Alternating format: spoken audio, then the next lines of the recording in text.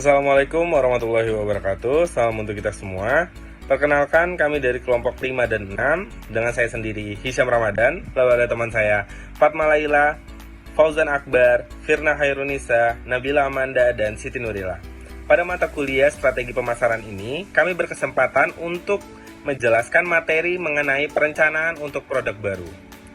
Dalam materi untuk perencanaan produk baru, kami akan menjelaskan beberapa poin penting dalam perencanaan untuk produk baru. Yang pertama itu adalah menjelaskan perencanaan produk baru sebagai proses kepuasan konsumen. Yang kedua, mengidentifikasi langkah-langkah perencanaan produk baru. Yang ketiga, menganalisis pembangkit ide. Yang keempat, memahami penyaringan, pengevaluasian, dan analisis bisnis.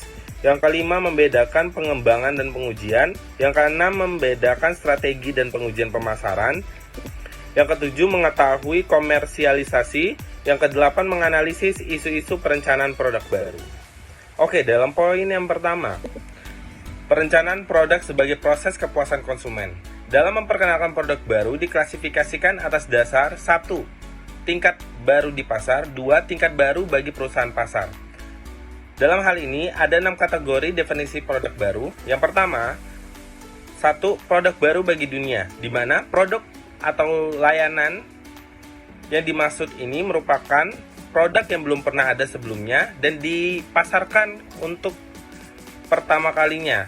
Hal ini bisa menawarkan inovasi atau bentuk-bentuk baru yang belum tersedia di pasar sebelumnya. Yang kedua, yaitu lini produk baru, di mana ini berarti perusahaan memperkenalkan variasi baru atau tipe baru dari produk yang mereka sudah tawarkan. Ini bisa meliputi fitur baru, segmen pasar yang berbeda, atau dalam inovasi produk yang sudah ada. Yang ketiga, tambahan pada lini produk yang sudah ada. Hal ini bisa merujuk pada memberikan versi baru produk yang sudah ada dengan edisi khusus atau variasi yang sudah ditargetkan dengan segmentasi pasar tertentu. Yang keempat, perbaikan atau revisi terhadap produk yang sudah ada. Hal ini hampir mirip dengan poin ketiga, yaitu melakukan improvisasi pada produk yang sudah ada. Ini bisa meliputi dari desain, fitur, kualitas, atau bahkan kemasan yang digunakan. Yang kelima, penempatan kembali pada produk yang sudah ada. Ini bisa melibatkan mengubah target pasar, mengubah fitur produk, atau mengubah cara produk dipromosikan dan didistribusikan. Tujuan utama dari poin ini yaitu reposisi produk adalah untuk meningkatkan daya tarik produk dan meningkatkan penjualan. Yang pada poin ke-6 yaitu pengurangan biaya, yaitu di mana strategi ini digunakan oleh perusahaan untuk mengurangi pengeluaran operasional dan meningkatkan efisiensi tanpa mengorbankan produk atau layanan. Saya Siti Nurila di sini ingin menjelaskan tentang langkah-langkah perencanaan produk baru. Yang pertama ada penciptaan ide, terdiri dari brainstorming, riset pasar, analisis tren, dan analisis kompetitor. Dalam penciptaan ide tidak hanya seadanya saja, tetapi dari produk yang akan dikembangkan, salah satunya memodifikasi produk lama, membuat terobosan, atau mencari ide baru. Yang kedua ada penyaringan ide yang terdiri dari potensi pasar, keunggulan kompetitif, kelayakan, dan kesesuaian strategi. Pentingnya penyaringan ide agar ide dapat dikembangkan secara realistis dan bisa diwujudkan secara nyata. Yang ketiga ada pengembangan dan pengujian konsep yang terdiri dari wawancara, kelompok fokus, dan survei. Beberapa ilmuwan perlu menguji apakah produk yang dihasilkan sudah sesuai dengan keinginan konsumen atau belum. Apabila belum, maka tim pengembangan harus memperbaiki konsep yang lama. Yang keempat, ada strategi pemasaran yang terdiri dari target pasar, proposisi nilai, pesan pemasaran, saluran pemasaran, dan bauran pemasaran. Strategi ini merupakan tahap untuk memperkenalkan produk ke pasaran.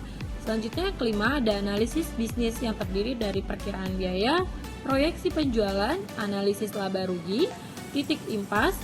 Perusahaan perlu memperkirakan biaya dan laba serta mengevaluasi manfaat produk agar perusahaan mengetahui produk yang dijual impas dengan harga dan struktur biaya tertentu.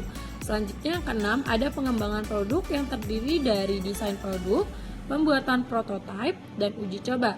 Apabila konsep produk sudah matang, Maka langkah selanjutnya adalah mengubah konsep produk dengan bentuk fisik. Departemen Penelitian dan Pengembangan harus melakukan prototipe dan kemudian harus dilakukan uji fungsional dan uji konsumen. Selanjutnya yang ketujuh, ada uji pemasaran yang terdiri dari menguji strategi, personalisasi produk, penetapan harga, di mana tahap pemberian nama kemasan dan program pemasaran. Selanjutnya yang kedelapan ada komersialisasi yang terdiri dari produksi, pemasaran, dan penjualan. Ini merupakan uji pemasaran diantaranya kapan produk akan diluncurkan dan biaya yang dibutuhkan untuk pemasaran produk. Dengan saya Fauzan Akbar, saya di sini akan menjelaskan yaitu pembangkitan ide. Nah, pembangkitan ide adalah proses di mana seseorang menghasilkan dan mengembangkan ide-ide baru.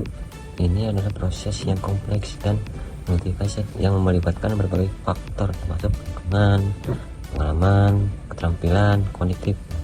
Jangkauan pembangkitan ide adalah dari penambahan perbaikan produk yang sudah ada hingga ke produk yang benar-benar baru di dunia.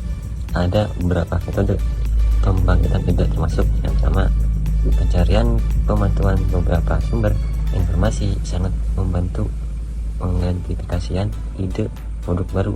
Yang kedua, riset pemasaran, survei pemakaian akhir produk, mengidentifikasi kebutuhan yang dapat dipuaskan oleh produk baru.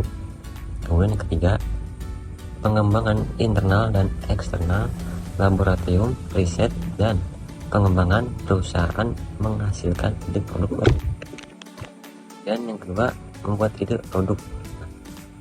Membuat ide produk adalah proses yang menarik dan menantang yang memerlukan kreativitas, inovasi, dan pemahaman dan yang mendalam tentang pasar, target, dan kebutuhan pelanggan.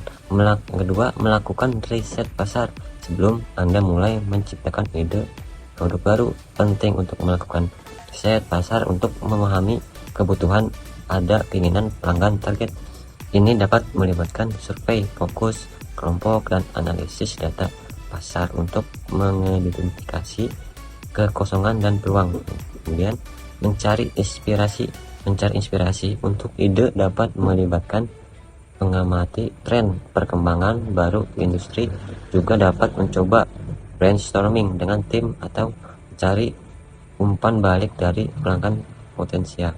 Sekian, terima kasih. Selanjutnya akan dijelaskan dengan saya.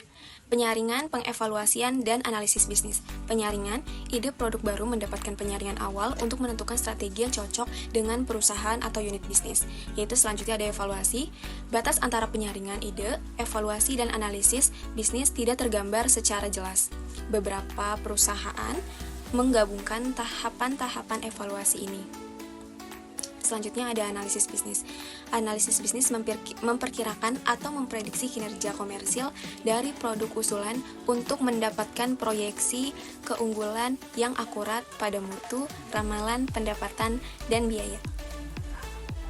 Pengembangan dan pengujian. Pada tahap pengembangan dan pengujian terdiri atas pengembangan produksi dan pengembangan produk.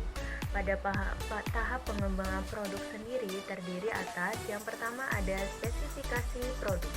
Makin lengkap spesifikasi produk, makin baik para perancang menggabungkan permintaan yang ada ke rancangannya. Yang kedua itu model. Pada tahap ini produk disebut sebuah model karena belum siap untuk produksi dan pemasaran komersial. Hal ini merupakan hal yang biasa. Banyak bagian dibentuk berdasarkan hal yang biasa, sedangkan bahan kemasan dan rincian lainnya mungkin berbeda dengan versi untuk komersial. Yang ketiga ada uji coba. Model yang ada akan diuji dalam penggunaannya. Jika uji coba ini layak, perancang dapat memperoleh umpan balik yang penting dari pemakai mengenai seberapa baik produk memenuhi kebutuhan terdapat dalam spesifikasi produk. Lalu ada pengembangan pabrikan. Perusahaan dapat mengembangkan sebuah proses untuk produksi produk komersial dalam jumlah besar. Memproduksi produk pada biaya yang dapat diterima merupakan penentuan dalam kemampuan menghasilkan laba. Dan yang terakhir, adanya kerjasama bagian desain dan produksi. Persekutuan kerjasama riset dan pengembangan digunakan untuk meningkatkan keuntungan dan keunggulan bersaing perusahaan tunggal dan mengurangi waktu yang diperlukan untuk mengembangkan dan memasarkan produk baru.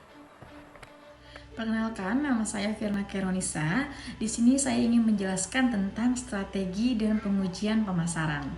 Rancangan strategi pemasaran dimulai secepatnya dalam perencanaan produk baru, karena beberapa kegiatan perlu dilengkapi dan dipersingkat waktunya untuk diperkenalkan di pasar yang akan menjadi keunggulan. Perlu diperhatikan dalam strategi dan pengujian pemasaran, yaitu yang pertama, penentuan sasaran pasar. Penyelesaian secara pasar untuk produk baru dalam batas penawaran produk baru ke sasaran yang sudah ada, hingga mengidentifikasi seluruh kelompok pemakaian potensial yang baru. Yang kedua, strategi penentuan posisi. Nah, di sini beberapa keputusan penentuan posisi dapat diselesaikan kembali pada tahap pengembangan, strategi pemasaran, strategi produk yang hubungan dengan kemasan, pemilihan nama, ukuran, aspek lain, dan proses yang harus diputuskan. Beberapa pilihan dalam pengujian pasar, yaitu yang pertama, simulasi pengujian metode. Metode ini dilaksanakan dengan merekrut pembelian potensial pada saat mereka sedang berbelanja. Yang kedua, pengujian pasar berdasarkan sistem laser. Metode ini kurang dibandingkan pengujian simulasi dan lebih murah dibandingkan pengujian pasar konvensional. Dan yang terakhir, pengujian pasar konvensional. Pengujian pasar penempatan produk di bawah kondisi pasar yang sebenarnya pada satu lebih kota untuk diuji. Pengujian ini digunakan untuk pembelian produk konsumen yang sering. Berikut penjelasan saya, kurang lebihnya mohon maaf. Terima kasih. Selanjutnya ada isu-isu perencanaan produk baru. Membuat produk baru yang sukses membutuhkan perencanaan yang matang.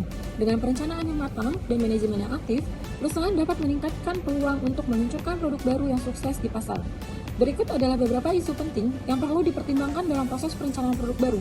Yang pertama, memahami pasar dan kebutuhan pelanggan, yaitu melakukan riset pasar untuk memahami target pasar kebutuhan dan keinginan mereka, serta tren pasar yang ada.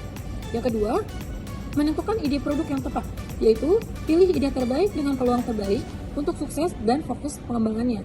Yang ketiga, ada pengembangan rencana bisnis yang kuat, yaitu menentukan target pasar dan strategi pemasarannya. Yang keempat, ada mengelola pengembangan produk, yaitu dapatkan umpan balik dari pelanggan potensial untuk mengidentifikasi dan memperbaiki masalah sebelum peluncuran.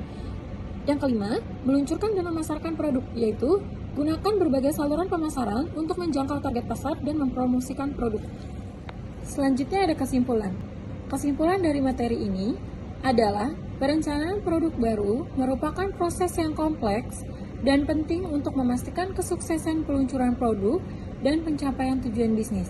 Dengan mengikuti materi yang telah diuraikan di atas dan menerapkan tips yang diberikan, perusahaan dapat meningkatkan peluang mereka untuk meluncurkan produk baru yang sukses dan menguntungkan. Sekian dari kelompok kami harap video ini dapat bermanfaat bagi teman-teman semua. Kurang lebihnya mohon maaf. Wassalamualaikum warahmatullahi wabarakatuh.